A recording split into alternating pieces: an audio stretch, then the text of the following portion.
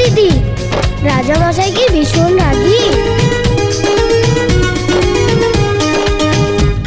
ওরে বাবা, রাজামশাই ভীষণ রাগী, জানলে দেবে ফাঁসি। কেউ দেখেনি রাজার মুখে কোনোদিনই হাসি। রাঙ্গরুরের ছানা নাকি? কেমন করে রাজার কুমার বলবে ডেকে তাকে, রাজা মশাই ভালোবাসি আমি তোমার মেয়েকে। তাহলে তো ভীষণ বিপদ। এখন কি করে বলে সে আসল কথা, ভেবে ভেবে রাজকুমারীর মনে ব্যথা। এক যে ছিল রাজার কুমার।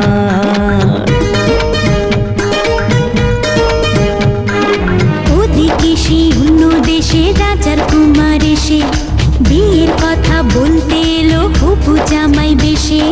মনের দুঃখে শ্রাবণ এলো রাজকুমারীর চোখে।